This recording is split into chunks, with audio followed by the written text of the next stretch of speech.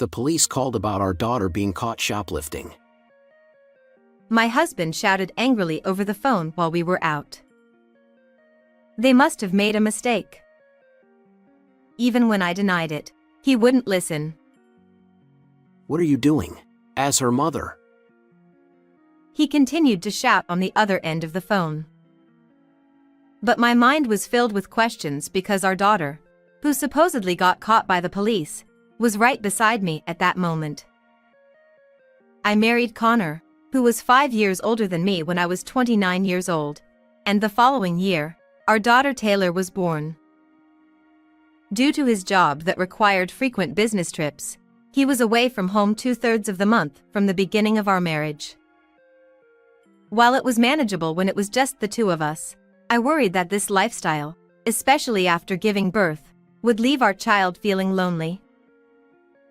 Furthermore, there was another source of anxiety.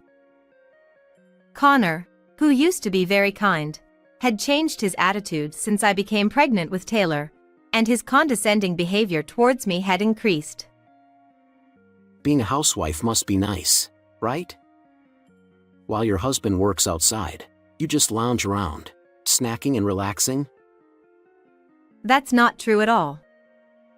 Being a homemaker means having plenty to do every single day. He often treated me like a lazy person. However, it was Connor who asked me to quit my job when we got married and to meet his expectations of perfect housekeeping. I couldn't afford to slack off. Despite this, around that time, he had just been promoted at work, so I attributed his stress to that and tried to be patient. After that, I safely gave birth to our daughter. Despite having small arguments with my husband, we were living relatively happily as a family of 3. However, the time when our life would crumble away was drawing near with each passing moment. It was a holiday, and it was Taylor's 10th birthday. Nevertheless, Connor said he had a day trip for work and left home early in the morning. I had also been out since the morning, but around noon, I suddenly received a call from him on my phone. Taylor got caught by the police. As soon as I answered the phone, I heard his frantic voice. Huh? What do you mean? They contacted me from the police station saying she was caught shoplifting. Wait, that can't be right. You idiot. Don't give me excuses about our child. What's wrong with you, acting like a mother? Even as I tried to deny it, he didn't listen and continued to shout angrily, continuing to shout one-sidedly. Where are you right now? From the background noise, it seemed like he realized I wasn't at home. I'm out for a bit. How could you be away at a time like this? Useless. Fine then, I'll go to the police myself. With that, he hung up the phone. Stunned by the sudden turn of events, my daughter tugged at my sleeve. Was that from Dad? What did he say? Well, he said you were caught by the police. My daughter mirrored my perplexed expression, furrowing her brow and tilting her head. That evening, my husband returned home a bit later than us. However, he didn't mention anything about the perplexing phone call from earlier in the day. Feeling concerned, I decided to bring it up myself. Hey, what was that phone call about? That Taylor was detained. Oh, that. It was a case of mistaken identity. Huh? According to him, the girl who was apprehended shared the same name and surname as Taylor, leading the police to mistakenly contact him. But that doesn't make sense. How did the police get your contact details? Upon asking the obvious question, he suddenly became flustered. I wouldn't know about that. Maybe the police have everyone's data nationwide. They probably looked it up from there, right? That sounds like something out of a drama. As I was about to press further, he hastily changed the subject. By the way, where were you today? Huh? It was Taylor's birthday, so we went on a day trip to the theme park she wanted to go to. I invited you too, but you declined because of your business trip, remember? He seemed to have completely forgotten about that and looked embarrassed. Come to think of it, when you were on the phone, you said you were going to the police, but how could you do that while on a business trip? Huh? Oh, that got sorted out somehow. Well, let's just drop it. Everything's fine now, so why dwell on it? With an awkward laugh, he hurriedly went to take a shower, trying to evade the topic. The strange phone call and his odd behavior left me feeling increasingly uneasy. At that moment, a message arrived on his phone, which was left on the couch. He can be lazy at times, and I knew that he didn't lock his phone. Thinking quickly, I picked up his phone and opened the email. It was a message from a woman named Layla, saying, Sorry about today. Jade has been getting light-fingered lately, and it's been a real help having you go to the police instead. There were 5 heart emojis at the end, which led me to suspect the nature of his relationship with her. Presumably, Jade is Layla's daughter, and she must have been caught shoplifting, prompting him to go to the police to vouch for her. Now, his claim about being on a business trip seemed dubious. While neglecting his daughter's birthday, he's remarkably kind to his affair partner's child. Discovering his betrayal in this way was unexpected, yet I surprised myself with how calmly I took it. I had wanted to believe that we were a happy family of 3, but perhaps my heart had been growing cold for a long time without me realizing it. Before I knew it, my fingers were navigating through every screen on his phone. A week later, on Friday night, after sending Taylor to stay with her grandparents, I waited in the living room for my husband to return. It was past 11 o'clock when he arrived home, humming to himself. Sorry to interrupt your good mood, but can we talk for a moment? I said, pulling him into the living room without waiting for a response. Hey, what's going on? I'm tired. He retorted loudly. But as soon as we entered the room, he froze as if instantly cooled down. Hey, darling. Sitting on the couch with a wink was the woman who was his affair partner. Huh? Why is Layla here? Oh, don't raise your voice like that. Your wife invited me over. Huh?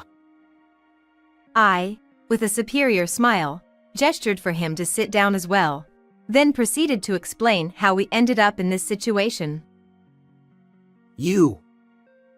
It's tasteless to go snooping through someone's phone. It's a violation of privacy. If you want to blame someone, blame your lack of crisis management skills. Having obtained her phone number from his phone, I immediately contacted her and proposed a meeting with the 3 of us. Layla must have been quite confident in herself. She readily agreed and came to our house. I heard you were about a decade older than me, but your wrinkles are beyond my imagination. They look like they won't even smooth out with an iron. She looked down at me, giggling mockingly. Indeed, her skin had a certain glow, and from head to toe, she seemed meticulously cared for. Well, I understand why you spend so much time on self-care. Exactly. If you abandon yourself like you do just because you have kids, it's over for you as a woman. Oh, I think it's better than losing yourself to a man and abandoning your life to your child. Don't you? What did you say? It's said that when children misbehave, they may be seeking attention from their parents. I wondered if this shoplifting incident also had that aspect to it. Furthermore, leaving everything for someone else to clean up, especially another woman's husband, doesn't seem right to me. It can't be helped. I was an esthetician at the time, so I couldn't even answer the police's call, and besides. At this point, Her eyes gleamed ominously, and her mouth twisted into an ugly shape. What's wrong with Connor taking care of his child's situation? Huh? Hey, Layla. Don't say unnecessary things. Her words left my husband pale and sweating profusely. Enough already. Let me tell you the truth. Ignoring his words, Layla calmly crossed her legs with an air of composure. Jade is without a doubt your child, Takeshi. I'd even be fine with a DNA test. Her daughter is indeed 9 years old. Which means she was born when Taylor was just 1 year old. Does this mean that my husband and Layla's relationship goes back even further? Before we were married? Or perhaps even before? It dawned on me that I had been betrayed by him from the beginning. Or perhaps even before our marriage. Her confident expression and his drained face confirmed it as the truth. Suddenly, everything made sense, including his increasingly cold demeanor since that time. Haha. So, shocked? Were you hoping to break us up right here? Too bad. You should have played your trump card at a time like this. Layla had been trying to convince me that her daughter was Connor's child all along. She claimed that she intended to use this as a reason to push for a divorce with me, but each time, Connor stopped her. He told me to wait until the time was right to leave his wife, that the time has come now. Right? Isn't that right, Connor? She looked excitedly at him, but he wore an expression of disinterest for some reason. She gazed at him with a frustrated look on her face. Ha ha ha. At that moment, I couldn't contain a slight chuckle. Layla immediately shot a sharp glance in my direction. Hey, what's so funny? You're probably secretly terrified at the thought of being dumped soon, yet you're putting on a brave face. It's pathetic. I'm sorry. The game isn't over yet, but you seem so convinced you've won that I couldn't help but laugh. Huh? What do you mean? The thing is, you're not the only one with a hidden card. I pointed my phone screen right in front of her skeptical face. She stared at the displayed message for a while. Then, her face turned bright red. What's this? What does this mean? Layla's trembling with anger was understandable. Displayed on the screen were affectionate messages between him and an unfamiliar woman. In fact, after reading her messages, I inadvertently stumbled upon exchanges with this third woman while tinkering with his phone. Judging from the content, it seemed their relationship had started about a year ago. He was whispering sweet nothings that sent shivers down my spine, showing just how captivated he was by her. At this point, Layla snatched the phone from my hand and began to point at messages he had sent to the woman, checking something. 1, 2, 3, 4, 5, 6. This is terrible. He even put 10 hearts.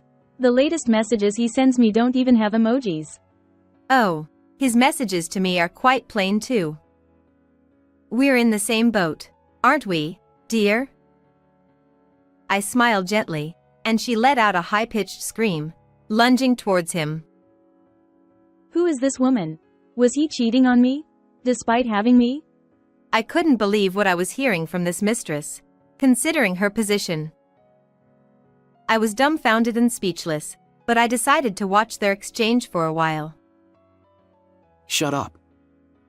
Men have been hunters since ancient times. It's only natural for us to always aim for new prey. What? Do you think that kind of talk works? Talk nonsense while you sleep, you jerk. That's just who you are. You may look pretty, but your language is trashy, and your place is a mess too. That kind of thing will get thrown away someday. What did you say? She, with her disheveled hair and agitated demeanor, was far from looking beautiful, to say the least. Hasn't Connor been visiting your place less frequently lately? I interjected, causing Layla to abruptly stop in her tracks. And today, he was at this new catch's place again, wasn't he? According to their messages, he has dinner there every Wednesday and Friday. I continued. Upon hearing this, she erupted even further. It seemed she remembered being lied to when she confronted Connor about his infrequent visits, being told that he was discussing divorce with his wife. This is unbelievable. Leading me on like this.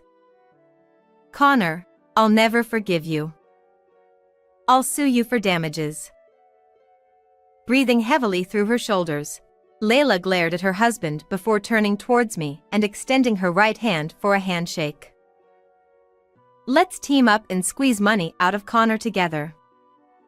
We're allies, aren't we? She proposed.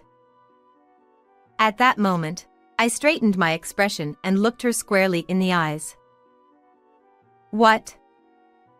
I'm his lawful wife, and you're just a mistress. We're not allies. Perhaps you should keep your fantasies to yourself, I replied, my voice surprisingly cold. Her outstretched hand hung awkwardly, trembling visibly, with nowhere to go. I'll be the one getting compensation from you. It's clear from past emails that you knew he was married and still engaged in a relationship, so there's no way to deny it, I asserted. You're lying. If he leaves me, I'll be the victim too, Layla retorted. True. Can you imagine how it feels to be taken by a stranger? Well, the damage you've suffered is nothing compared to what I've been through, I added. After informing her of my intention to hire a lawyer and formally pursue compensation, she collapsed right there on the spot. Now, on to the last person remaining. Connor, straightening his collar that was gripped by Layla, had an oddly refreshed expression on his face. Oh, what a sight. That Layla, acting like my wife. It was getting annoying. Thanks for knocking some sense into her. I feel relieved. Thank you. I couldn't help but question how he could be thanking me in this situation. There's no need for thanks. I did it for myself, not for you. Well, whatever the reason, let's put everything behind us and start afresh. With that, he offered his right hand with a smile. I never expected to be asked for an unwanted handshake twice in one day. Stop saying ridiculous things. But yes, if you pay the settlement money and child support properly, I'll let it all go. Huh? What do you mean by that? If I don't say it clearly, you won't understand? Please, let's get a divorce. Immediately, he began to tremble and cling to me. Wait. Please, spare me from that. His subsequent pleas were truly exasperating.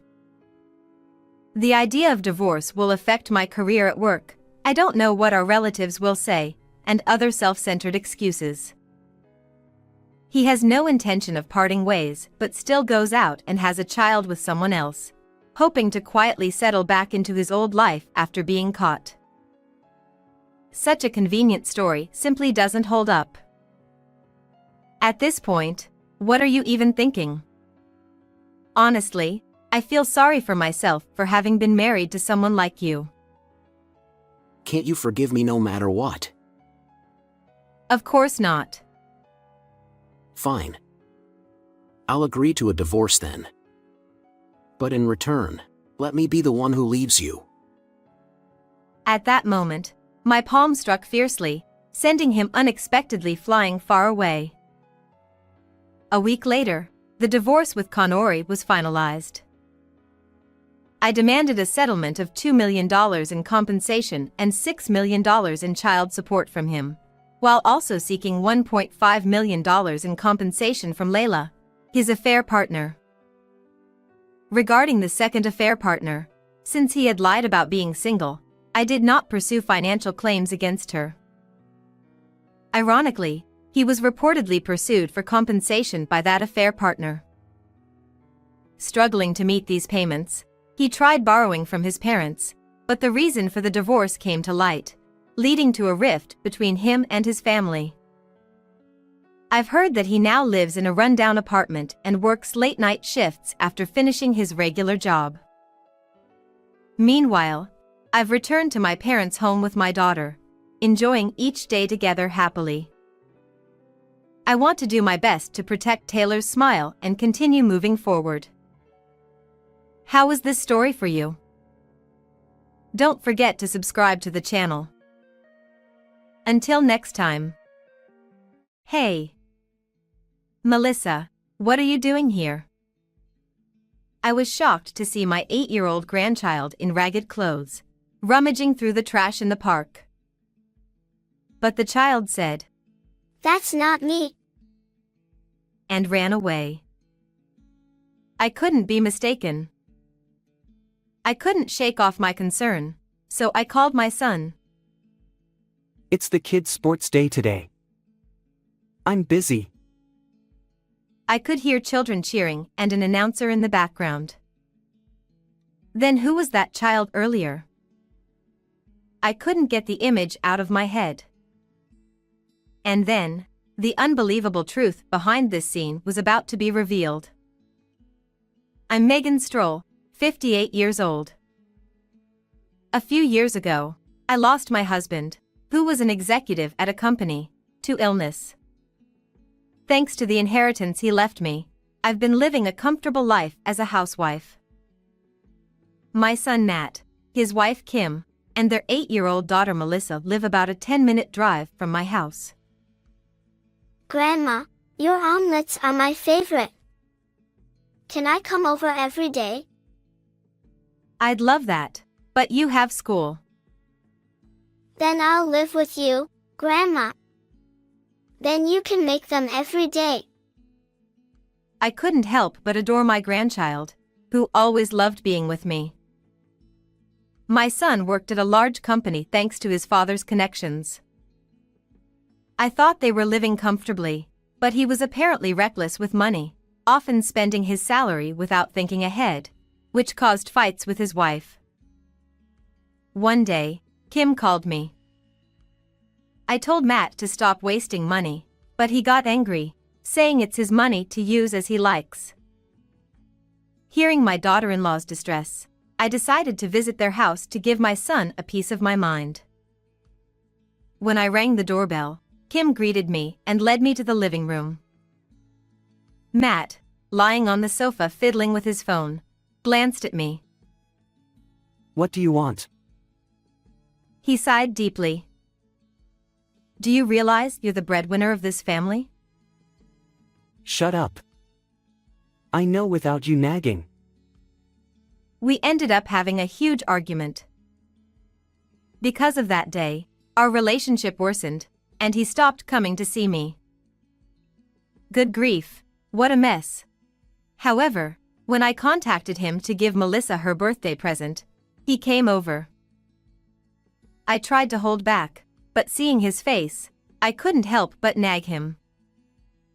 Matt turned away, clearly not wanting to listen.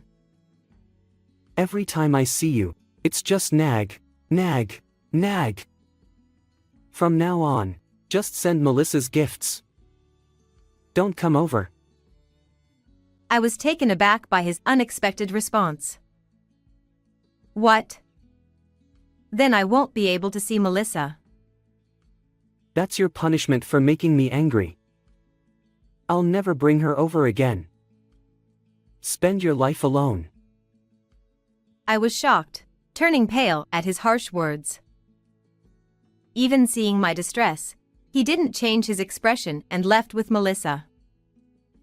Seeing my grandchild looking back at me worriedly only made the situation more heartbreaking. For a while, I felt depressed and withdrew into myself. Surely, Matt's feelings will change over time. I kept telling myself that to calm down. I didn't feel like going out, staying cooped up at home, but I decided I couldn't go on like that and resumed my daily walks.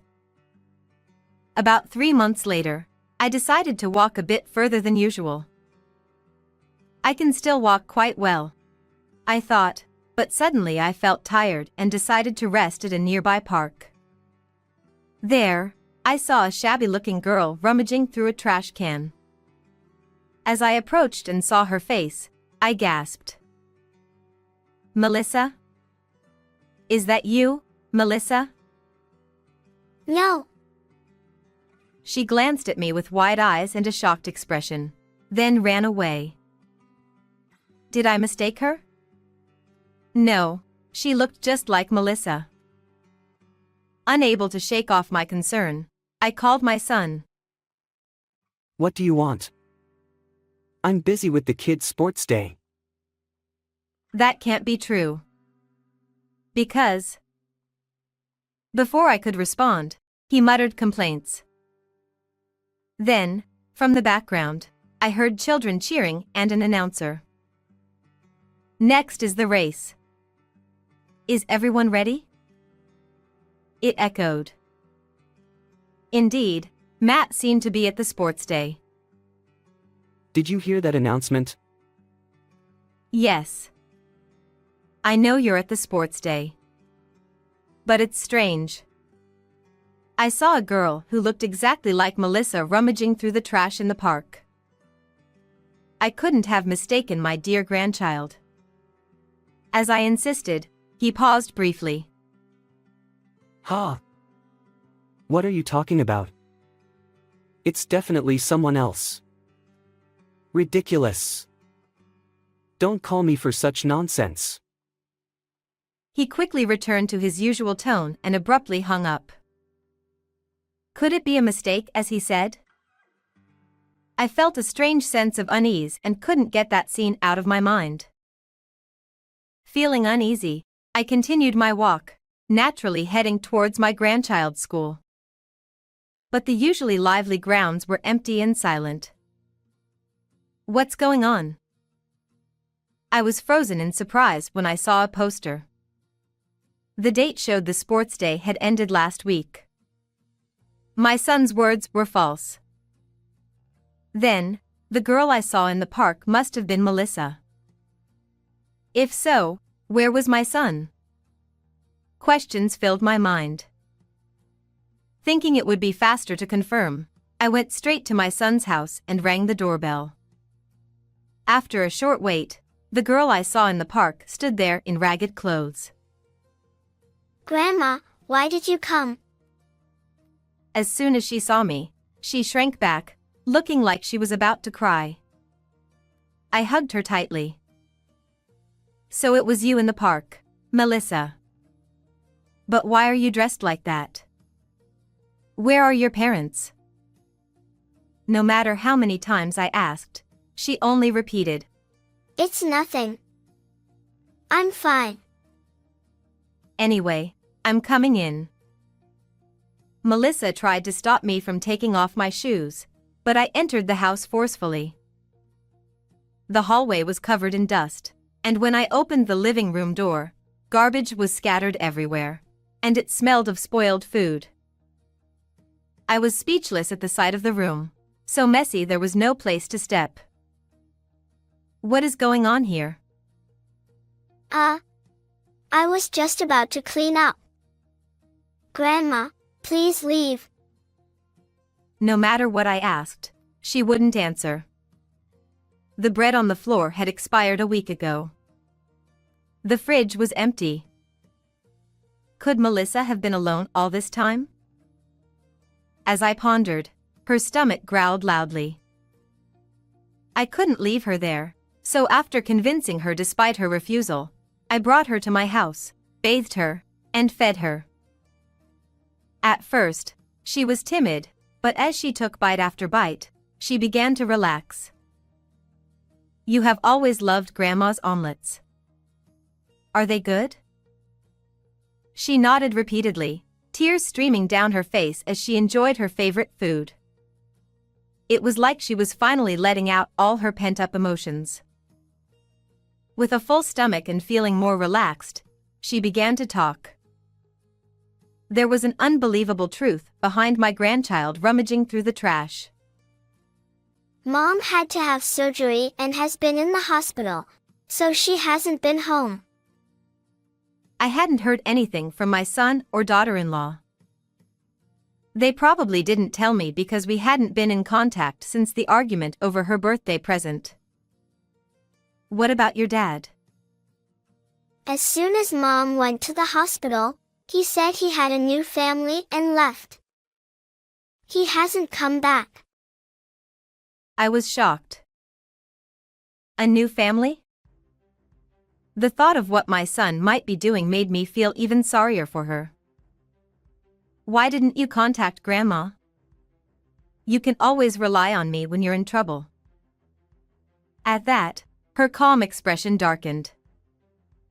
Dad said if I told anyone, I'd never see Mom again. So I kept quiet. After some time, she ran out of food and couldn't bear the hunger, so she lived by scavenging from park trash cans. However, Melissa was attending elementary school, so she must have been eating at least school lunches. Were you going to school in tattered clothes all the time? Dad called the school and told them that I didn't want to go, so he said he would send me to some distant relatives for a while. When I listened carefully, she told me that she wanted to go to school to see her friends, but even that wasn't allowed. My son must have kept her from seeing anyone so she wouldn't reveal what was going on. I called Kim's phone to verify the surprising story I heard from my granddaughter. What? Is that true? I was also surprised. Kim had been hospitalized for surgery due to a gynecological illness and thought Matt was properly taking care of things during that time. However, recently, even when she called, he found various reasons not to connect her with our granddaughter, which she found odd. I'm sorry for any trouble I caused. How is she? She's eating well now and has become energetic again, so don't worry. To my daughter-in-law, whose voice trembled with worry, I assured her that I would take full responsibility for our granddaughter, and ended the call. After that, I immediately contacted my son. When I questioned him about everything, he shamelessly justified himself. She's fine, so there's no need to raise your voice. When you called the other day, it was her son's sports day. Do you realize what you're doing? This woman's my mistress for now, but I plan to settle down with her eventually. Besides, I've always wanted a son, so it's perfect. He casually revealed that he was living with the other woman and her child, neglecting his own daughter. I felt my blood boil and wished I could slap him right there. And I told her I'd make sure she paid if she snitched. What's with all your selfish remarks? Leaving her alone and not letting her go to school is not what a parent does. Even as I lectured him, he let it go in one ear and out the other, starting to justify himself even more. I've smoothed things over with the school, and since Kim's in the hospital, all the calls from the school come to me. As long as no one finds out, it's fine. I'm really smart, aren't I? Listening to him laugh about something that could involve the police, I felt a chill and a sense of dread. What are you planning to do about Kim? She's no use since she can't have kids anymore. I've decided to start a new family with my mistress. I felt terribly sorry for my daughter-in-law, who was suffering in the hospital. However, my son, ignoring my persuasion, even said, Tell her to leave my house as soon as possible. I was utterly disgusted by his selfishness and shook with anger. But I realized continuing the conversation wouldn't solve anything, so I calmed down and ended the call. Later, I took my granddaughter to visit Kim in the hospital. She hugged our granddaughter tightly. I'm sorry for making you suffer. Tears streamed down her face. If you're well, then I'm fine. I hope you get better soon. I'll work hard so we can live together again. Please take care of her until then. As she bowed deeply, I gently patted her shoulder. Leave it to me. I smiled. I asked my granddaughter, who said she was thirsty, to get a drink. Then, I apologized for my son's selfishness and told Kim the whole truth. How awful. I'm the one most hurt by not being able to have children. How could he cheat at such a time? Understanding her pain as a woman, my eyes welled up. Hearing the truth, she cried and decided to divorce him. I think it's best for both you and her if you separate from him and raise her. But we need to make him pay first. It's my fault for being powerless. She blamed herself, but I told her it wasn't her fault but my son's. Just then, my granddaughter returned with the drink. For a while, she clung to her mother, looking very happy. I was determined to avoid any more sadness for these two. On the way back from the hospital. That's it. I have a plan to corner him. I devised a strategy to deal with my son. A month later, I called my son. Kim agreed to divorce you. I've moved her belongings out, so come to your old house when convenient. Really? You're amazing, Mom. Thanks. I'll be there soon. He seemed to be contacting someone and responded that he'd come in 2 weeks. With Kim still in the hospital, I facilitated their divorce. When the day he was supposed to come arrived, I waited, and a moving truck stopped in front of the house. From the second-floor window, I saw him and his mistress smiling as they walked up. I told my granddaughter not to come downstairs no matter what and went down. As I waited inside, I heard the sound of keys in the front door. Ha! The key's not working. What's going on? Irritated, he spoke from the other side of the door. I sighed and opened the door forcefully, glaring at him. Mom? What are you doing here? I told you I'd be waiting at your old house. He seemed shocked, eyes wide, not expecting to see me inside. What did you bring in the truck? My new wife's things. What are you talking about? This isn't your house anymore. I changed the locks too. What? You can't do that. This is my house. You're the one who told me to come here. Embarrassed, his mistress nudged him. What's going on? Looking ready to explode, he stepped towards me, and I stood my ground. Remember, this house was under Dad's name? Yeah, so it'll be mine eventually. He insisted it was his right to inherit. You're mistaken. I inherited this house after Dad passed. He must have lived carelessly, not even knowing this. If he had lived happily with them, I might have left the house to him eventually. But he abandoned his wife, who went through a tough surgery, and neglected our granddaughter. I revealed another harsh truth. By the way, I changed the ownership to Kim's name. He couldn't believe it and glared at me, but I wasn't fazed. I had planned everything so she and our granddaughter wouldn't struggle after I was gone. The divorce is finalized, and if you try to enter the house, it's a crime. I picked up my phone to call the police, and he hesitated. If you don't want to be reported, leave with the moving truck immediately. You've got to be kidding. I already gave up the apartment, and everything's here. Oh, that reminds me. I put your stuff in a storage unit. Here's the key and the bill. He yelled angrily, but I pretended not to hear. Goodbye. As I tried to close the door, he pushed back. I know you're really mad. Let us stay at the old house for a bit.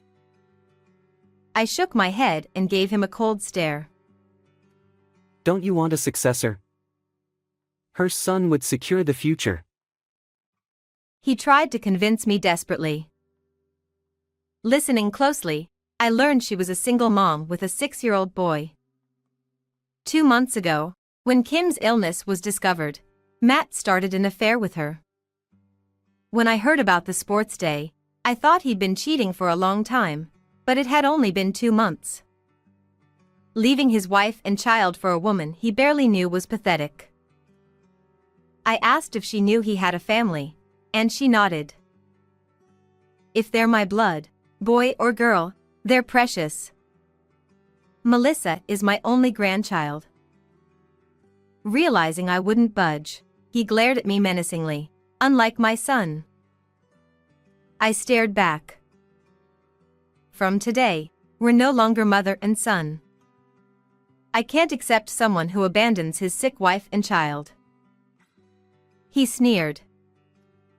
Fine. It's a relief not to deal with a nagging old lady. His rotten attitude left me speechless. Your job performance is terrible. Your boss only kept you because of your father. When I told him about this, he reconsidered your position. He often had poor attendance and behavior, likely leading to his dismissal. No way. I'll lose my job and salary. How will I live? He finally realized the gravity of his situation. Mom, I'm sorry. I'll change my ways. Don't abandon me. What if your son suffers? His words fueled my anger. How dare you? Who left Melissa alone without food? Enough nonsense. Seeing my fury, he fell silent. No inheritance for you. And you'll pay $30,000 for the affair and $70,000 for Melissa's support in one lump sum. I'll have nothing left. How will I survive? He turned pale and trembled.